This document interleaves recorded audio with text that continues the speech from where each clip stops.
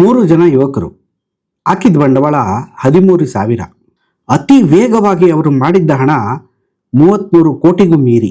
ಇದು ಯಾವುದೇ ಗ್ಯಾಮ್ಲಿಂಗ್ ಅಲ್ಲ, ಲಾಟ್ರಿ ಅಲ್ಲ, ಅಥವಾ ಅವ್ರು ಯಾವುದೇ ಆರ್ಟಿಫಿಷಿಯಲ್ ಇಂಟೆಲಿಜೆನ್ಸ್ ಬಳಸಲಿಲ್ಲ, ರೋಬೋಟಿಕ್ಸ್ ಅನ್ನು ಬಳಸಲಿಲ್ಲ. Very simple. ಅವರು ಒಂದು ಆ್ಯಪ್ ಮಾಡಿದ್ರು, ಮೊಬೈಲ್ ಆ್ಯಪ್. ಆ ಆ್ಯಪ್ನ ಹೆಸರು ಆರ್ ಯು ಡೆಡ್. ಆ ಆ್ಯಪನ್ನು ನಾವು ಪರ್ಚೇಸ್ ಮಾಡಬೇಕಾಗಿತ್ತು. ಆ್ಯಪಲ್ ಸ್ಟೋರಲ್ಲಿ ಅತಿ ವೇಗವಾಗಿ ನಂಬರ್ 1 ಸ್ಥಾನಕ್ಕೆ ಏರಿದಂಥ ಆ್ಯಪ್ ಅದು. ಸ್ನೇಹಿತರೆ, ಆ ಆ್ಯಪನ್ನು ಇನ್ಸ್ಟಾಲ್ ಮಾಡಿಕೊಂಡು ಪ್ರತಿದಿನ ನಾವೇನು ಮಾಡಬೇಕಿತ್ತು ಅಂದರೆ, ಒಮ್ಮೆ ಅದರಲ್ಲಿರ್ತಕ್ಕಂಥ ಒಂದೇ ಒಂದು ಗ್ರೀನ್ ಬಟನನ್ನು ಒತ್ತಬೇಕು ಅಷ್ಟೇ. ನೆಕ್ಸ್ಟ್ ಡೇ ನಾವೇನಾದರೂ ಆ ಗ್ರೀನ್ ಬಟನನ್ನು ಒತ್ತಲಿಲ್ಲ ಅಂದರೆ ಆ ಆ್ಯಪಲ್ಲಿ ಕೊಟ್ಟಿರ್ತಕ್ಕಂಥ ಎಮರ್ಜೆನ್ಸಿ ಕಾಂಟ್ಯಾಕ್ಟ್ಗಳಿಗೆ ಮೆಸೇಜ್ ಹೋಗುತ್ತೆ. ನಾನು ಬದುಕಿದ್ದೀನಾ ಇಲ್ವಾ ಅನ್ನುವ ಪ್ರಶ್ನೆ ಮೂಡುತ್ತೆ. ಸ್ನೇಹಿತರೆ, ಇದು ಒಂದು ಸಿಂಪಲ್ ಕಾನ್ಸೆಪ್ಟ್. ಆ 3 ಜನ ಯುವಕರು ಅತ್ಯಂತ ದೊಡ್ಡ ಇಂಟೆಲಿಜೆನ್ಸ್ ಬಳಸಲಿಲ್ಲ.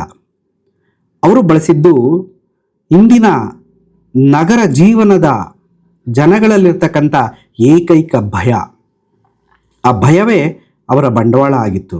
ಇವತ್ತಿನ ದಿನ ಲಕ್ಷಾಂತರ ಜನ, ಕೋಟ್ಯಾಂತರ ಜನ ತಾವು ಹುಟ್ಟಿದಂಥ ಜಾಗವನ್ನು ಬಿಟ್ಟು ನಗರಗಳಿಗೆ ಸೇರಿದ್ದಾರೆ, ಒಂಟಿಯಾಗಿ ಬದುಕ್ತಾ ಇದ್ದಾರೆ.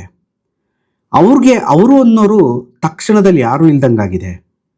ಅವರಿಗೆ ಸಂಬಂಧಪಟ್ಟವ್ರಿಗೆ ವಿಷಯ ಹೇಗೆ ತಲುಪುತ್ತೆ ತಕ್ಷಣದಲ್ಲಿ ಅನ್ನುವ ಭಯ ಈ ಒಂದು ಆ್ಯಪ್ನ ಉಗಮಕ್ಕೆ ಕಾರಣ ಆಯಿತು.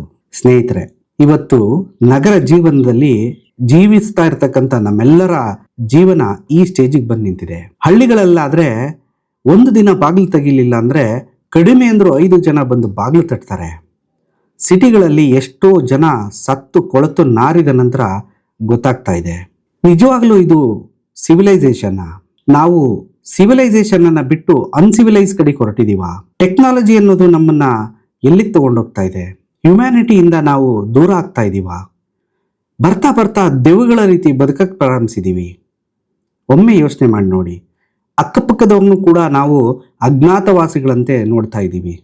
ಇದು ನಗರ ಜೀವನದಲ್ಲಿ ಜೀವಿಸ್ತಿರ್ತಕ್ಕಂಥ ಜನಗಳ, ಇದು ನಗರಗಳಲ್ಲಿ ಬದುಕ್ತಿರ್ತಕ್ಕಂಥ ಜನಗಳ ಮೈಂಡ್ಸೆಟ್ ಮೇಲೆ ತುಂಬ ದೊಡ್ಡ ಪರಿಣಾಮ ಬೀರ್ತಾ ಇದೆ. ನಾವು ಕೋಟಿ ಕೋಟಿ ದುಡಿಬೋದು, ಆದರೆ ಯಾರ ಜೊತೆ ಬದುಕ್ತಿದ್ದೀವಿ? ನಮ್ಮವರು ಅನ್ನೋರ ಜೊತೆ ಕೇವಲ ಬೆರಳೆಣಿಕೆಯಷ್ಟು ಗಂಟೆಗಳಿಗಷ್ಟೇ ಬದುಕ್ತಾ ಇದ್ದೀವಿ. ಒಂಟಿತನ ಎಲ್ಲರನ್ನ ಕೊಲ್ತಾ ಇದೆ. ಮಾನವ ಸಂಘಜೀವಿ, ಆದರೆ ಇವತ್ತು ಬರ್ತಾ ಬರ್ತಾ ಅದನ್ನು ಕಳ್ಕೊತಾ ಇದ್ದಾನೆ. ಹೀಗಾಗಿ ನಗರ ಜೀವನದಲ್ಲಿ ಬದುಕ್ತಿರ್ತಕ್ಕಂಥವರು ಮಾನಸಿಕವಾಗಿ ದಿನ ಸಾಯ್ತಾ ಇದ್ದಾರೆ. ಏನಂತೀರಾ?